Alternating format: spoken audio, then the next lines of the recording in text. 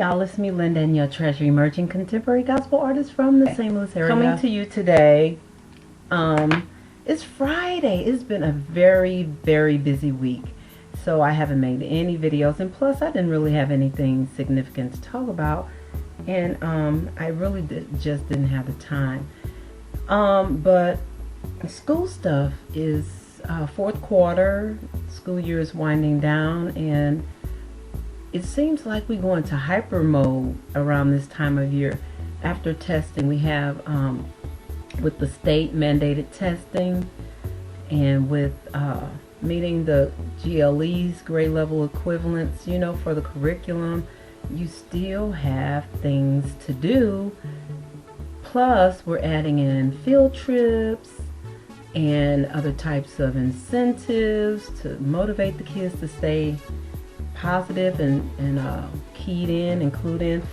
So today I got something from my Professional Teachers Association. An article is called Teaching as Leadership, 6 Traits of Highly Effective Teachers. And I'm just reading through it, and I'm like, oh, this reminds me so much of SMART that I talk about all the time.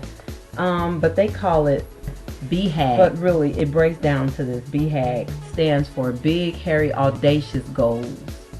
So it's really calling people, educators, to make goals that are kind of bold, taking a risk with the learners and with, I guess, with the teaching that we do, to help us to step out of the comfort zone and to move into higher, more challenging, I guess, more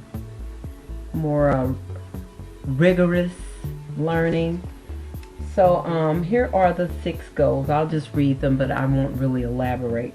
Set goals that are ambitious, specific, and measurable. Invest in students and their families. Plan purposefully. Execute effectively. Increase effectiveness continuously. Work relentlessly. And this article is written by Jamie Davies O'Leary. She's a policy analyst in Fordham's Columbus office. Publication of the Thomas Fordham Institute. She looks quite young.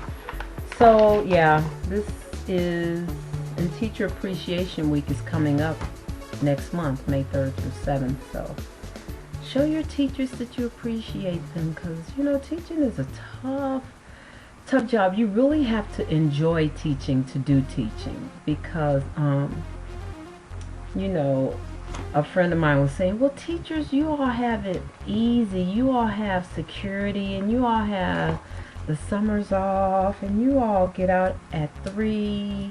And I was saying to her, yeah, but do you have meetings weekly, or you know, sometimes every day that really, I mean, they take time away, even though the meetings are geared towards enhancing what you do, improving instruction and helping you to be able to run and manage stuff behind the instruction. I mean, do you all have meetings just every day? And do you have, well, I guess every job has those types of things, but teaching is just not 9 to 5. You know, you're constantly thinking of it and planning, and you're either constantly physically grading papers and planning, or you're constantly thinking in terms of, oh, how can this enhance this lesson plan, or how can this work to help these high-level readers or these low-level readers, so whatever. But anyway, everybody's job is tough. So, but teaching is not easy. It may look easy. I think master teachers make it look easy, but it's not, you know, it's not easy at all. But I love it. I love it. I like it a whole lot. So yeah, that's that with teaching. So now, some of the kids were talking about bullying. They were talking about the young girl who moved to the United States from Ireland to, I forget what city or what state she moved to, and she was being constantly bullied and harassed at school, and she ended her life over that. And the kids were saying, one of the girls would say, oh, I'd never be that weak. I'd never be that weak. She wasn't strong. And one of the other kids was saying, well, who helped her out? Who came to her rescue? Or who was aware of it? And where were her friends and all of this? And So it was interesting to hear the young people talk about that. And a lot of the young people, even though you had a group that was seemed kind of insensitive, like, well, she should have stood up for herself, or she should have fought back, or she should have done something to stop it, you also had those few who did ask the hard questions, like, where were the adults in all of this?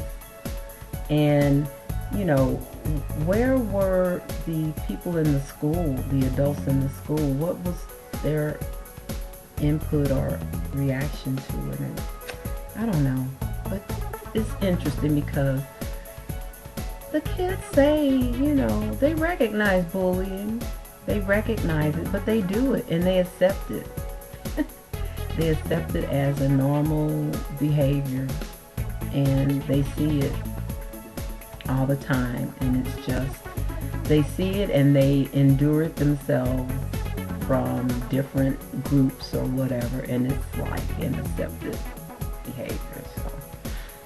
So yeah, you feel for the parents, because parents put a lot of trust and confidence in the adults, and then and I'm sure the school did something, but the school can't do everything, but I'm sure the school did something to intervene and help the situation, to maybe mediate it or whatever, but I don't know.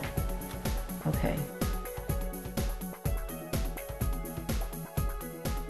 Hold on.